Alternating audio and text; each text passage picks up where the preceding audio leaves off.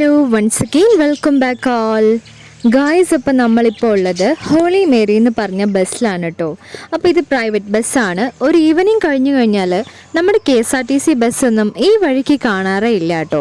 അത് ഇപ്പോൾ സർവീസ് കുറവാണോ എന്ന് എനിക്കറിയില്ല. അങ്ങനെ നമ്മൾ ഹോളി മേരിയിൽ ഇരിക്കുന്ന സമയത്താണ് ഒരുപാട് ഡെക്കറേഷൻസ് എല്ലാം കണ്ടത്. അപ്പോൾ എനിക്ക് നല്ല ഇഷ്ടപ്പെട്ട ഒരു ഡെക്കറേഷൻ നിങ്ങളെ കാണിച്ചു തരാം. അത് ഈ ഡ്രീം ക്യാച്ചറാണ് കേട്ടോ. അപ്പോൾ ഒരുപാട് ഡ്രീം ക്യാച്ചേഴ്സ് നമ്മുടെ ഈ ബസ്സിൽ ഇട്ടിട്ടുണ്ട്. അപ്പോൾ ഇതിൽ തൊട്ടപ്പോൾ ശരിക്കും നമ്മുടെ പുഞ്ചിരീൻ്റെ മേത്തൊക്കെ തൊടുന്ന പോലെയാണ് തോന്നിയത്. അത്രയും സോഫ്റ്റാണ്. പിന്നെ ഇപ്പോൾ ഉള്ള എല്ലാ പ്രൈവറ്റ് ബസ്സുകളിലും ഒരുപാട് ഡെക്കറേഷൻസ് നമുക്ക് കാണാൻ സാധിക്കും.